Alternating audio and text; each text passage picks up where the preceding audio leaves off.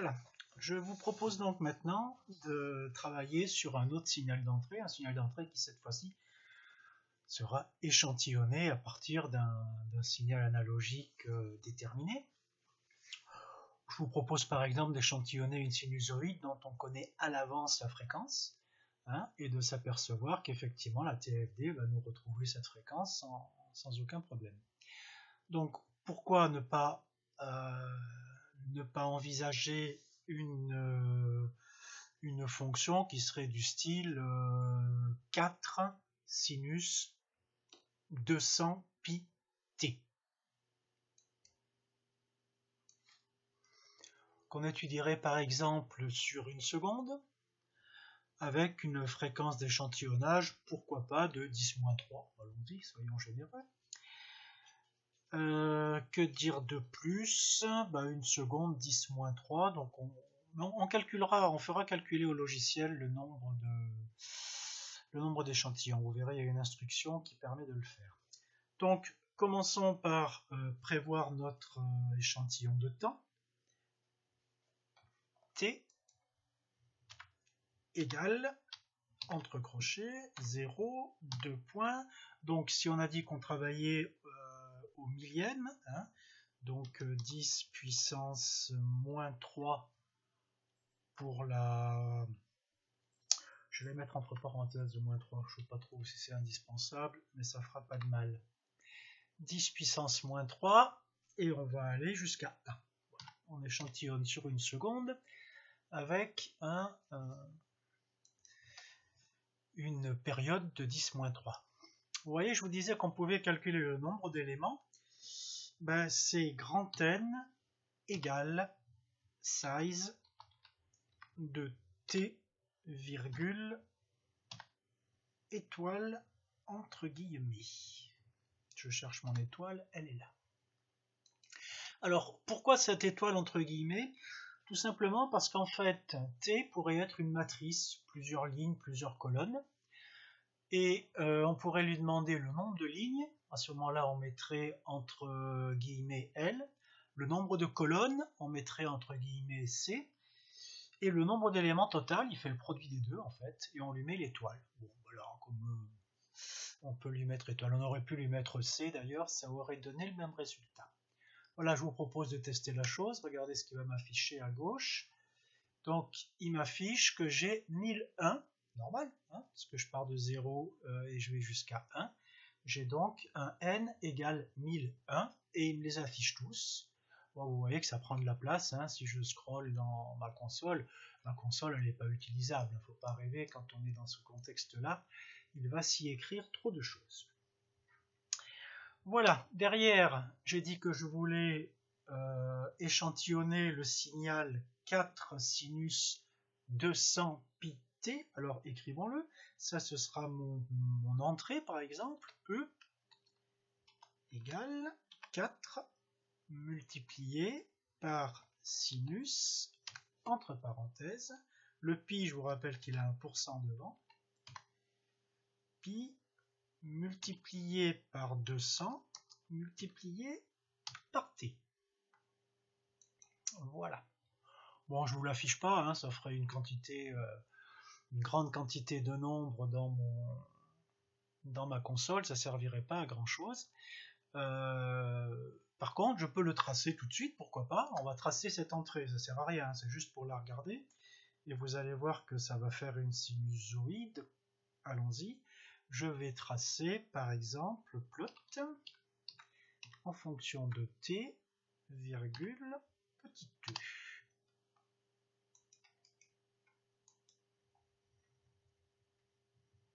Hop, ah bah oui, il ne faut pas rêver. Quelle est la fréquence de cette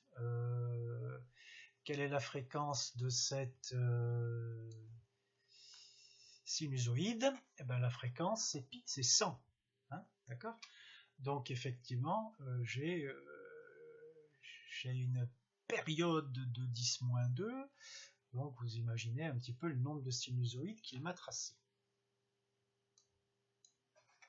Par contre, ce que je peux faire pour la visualiser un peu mieux, c'est la tracer non plus sur la totalité de l'intervalle, mais sur une partie de l'intervalle. Donc, Je vais commencer par effacer la précédente, par un CLF. Et derrière, je vous montre une instruction qui vous servira plus tard, qui consiste à dire, alors on la connaît en Python cette instruction, qui consiste à dire que je ne prends que les 10 premiers éléments de mon vecteur t. Mais là, je vous demande d'être attentif parce que ça commence pas à 0, ça commence à 1. Je m'explique. C'est pas très cohérent chez Scilab, ça me plaît pas trop ça. Mais effectivement, l'indice dans une liste ou dans un vecteur, l'indice ne commence pas à 0 comme dans tous les autres langages, mais l'indice commence à 1. Si je mets un 0 ici, bah tiens, je vais en profiter pour vous montrer les erreurs qui peuvent se produire. Pour le moment, allez, traçons ça, ça va être bon. Voilà, je trace ma sinusoïde. Bah, faut pas rêver, elle n'est pas géniale, hein, elle est coupée en morceaux, puisque ce n'est quand même que de l'échantillonnage. J'aurais pu éventuellement, ça aurait peut-être été plus joli, la tracer avec des diamants. Et là, j'aurais ma suite échantillonnée. Hop, voilà, là j'ai ma sinusoïde échantillonnée. Bon, rien de bien spécial.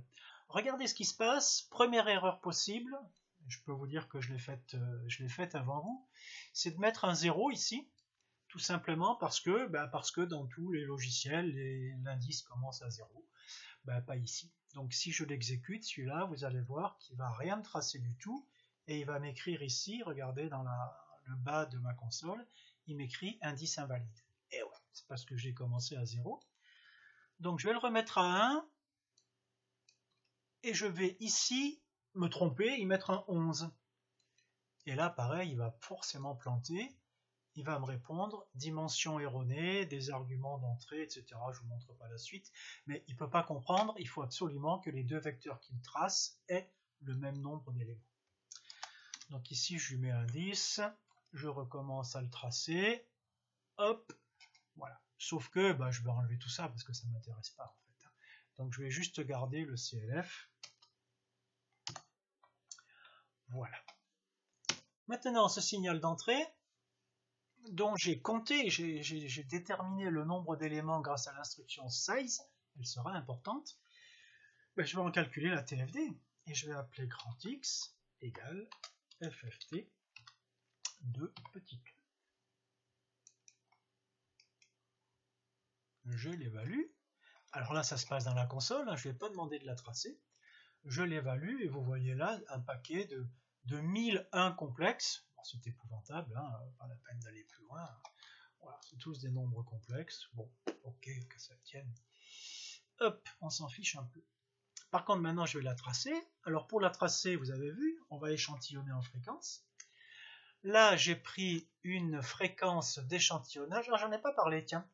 Donc, je vais appeler TE ma période d'échantillonnage, ou FE ma fréquence d'échantillonnage.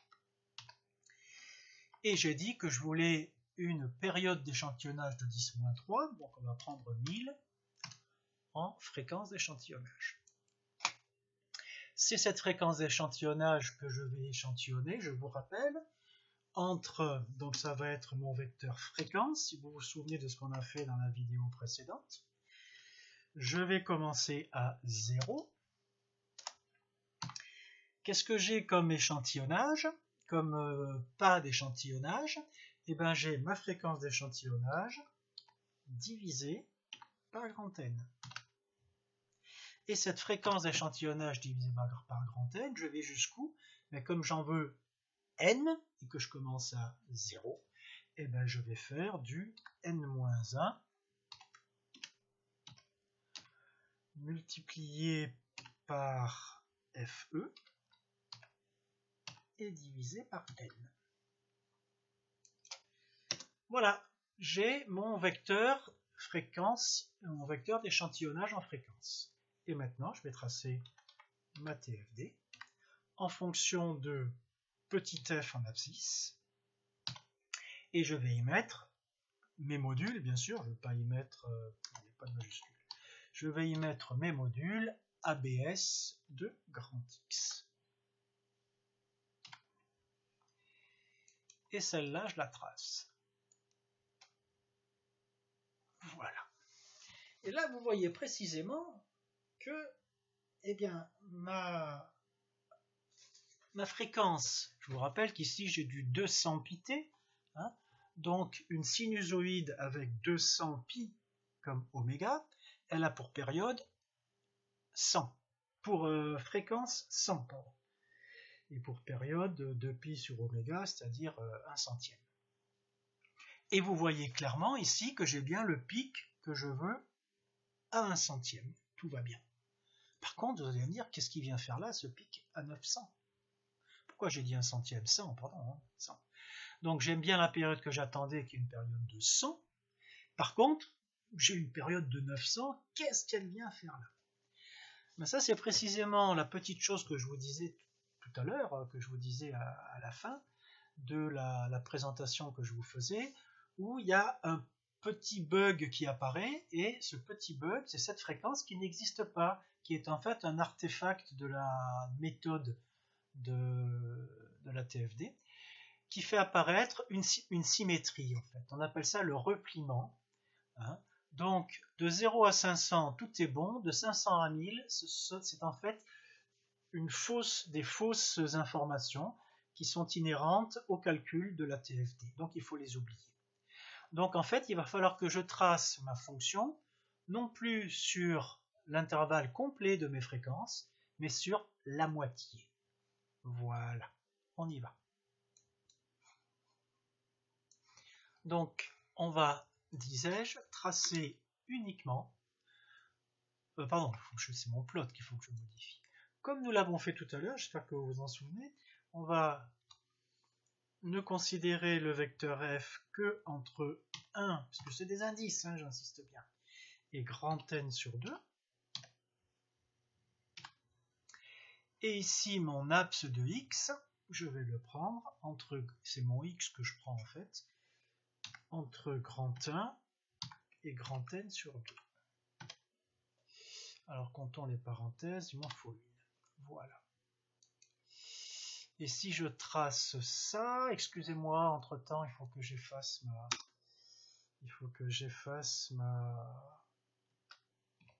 mes courbes. Parce que si j'efface pas mes courbes, hein, comprenez bien que c'est complètement idiot. Parce que si j'efface pas mes courbes, bah, ça va rester. Et en fait, je verrai pas que j'en ai tracé que la moitié. Et si maintenant je retrace ça, voilà, boum, bingo. Je suis entre 0 et 100, et on voit clairement que ma fonction, bah, elle n'a qu'une fréquence, c'est la fréquence 100. Point, c'est gagné. Si maintenant je veux être un peu plus détaillé, bah, au lieu d'aller à n sur 2, je vais à n sur 4, je vais tracer entre 0 et 250, pourquoi pas? Et vous allez voir que du coup, je vais tracer ma courbe. Voilà, ça grossit un peu les choses. Bon, ben voilà, je crois que vous êtes à peu près au point pour tracer n'importe quelle fonction, n'importe quelle TFD sur une fonction d'entrée que vous êtes capable d'échantillonner. Enfin bref, c'est pas compliqué, hein, mais il faut savoir manipuler ces éléments. Je pense que vous avez tout en...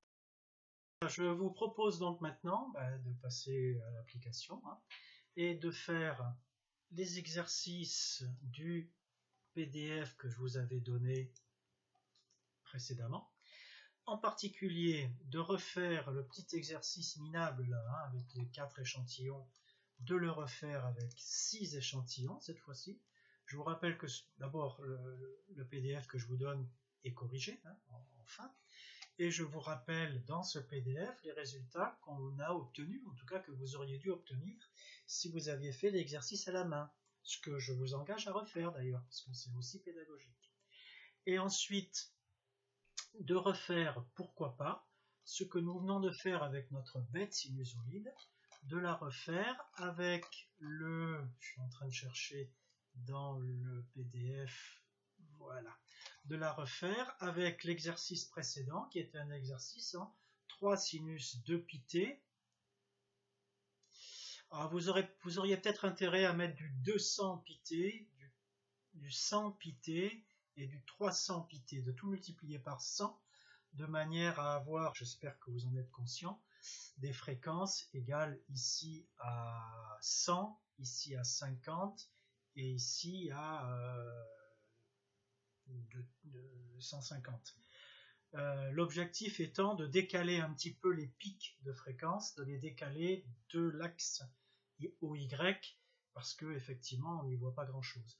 Donc nous avons tracé un 4 sinus 200 pt, et là je vous propose de refaire exactement la même chose, il n'y a qu'une instruction à changer, c'est pas très violent, de refaire exactement la même chose avec 3 sinus 200 pt, moins 4 cosinus 200 pt, plus 3 sinus 300 pt, sur l'intervalle 0,1, vous embêtez pas avec un intervalle 0,6, exactement le même que le précédent, en modifiant la fréquence, et vous allez voir apparaître cette fois-ci 3 fréquences, 100, 50 et 150.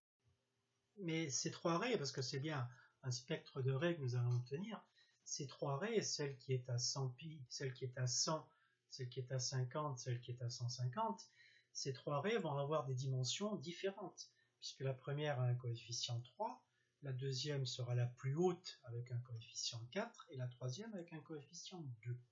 Par contre, faites bien attention que la TFD va déformer ces valeurs.